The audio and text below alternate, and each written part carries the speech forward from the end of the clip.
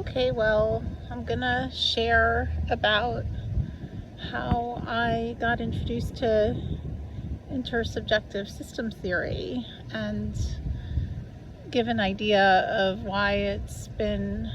important to me to also share it with you. So mainly there was a last-ditch effort at a psychology class at Rutgers University that, unbeknownst to me, was to mark an important change in my life. Looking up at this non-professor looking professor in jeans, seeming to have more of an ordinariness than most, this guy described two worlds as there was an image of circles on a blackboard, and one was isolated, the patient world, and the other one was a therapist world with arrows pointing towards the patient world. And that showed basically the work of psychotherapy. So later it was understood as the intersubjective process, but at that moment in time, as a freshman in college,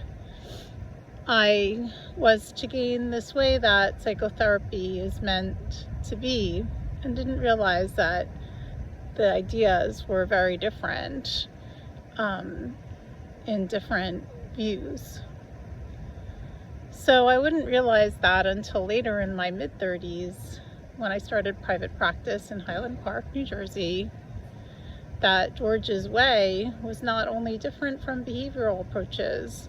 but also a shift from other psychoanalytic ideas, and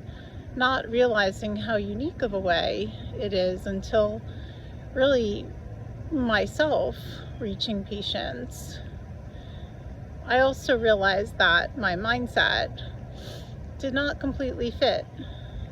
with a lot of others in private practice of my peers. So basically I threw myself, or maybe more so, I was thrust, because it wasn't really a conscious decision, into trying to understand what was different about me, what was different about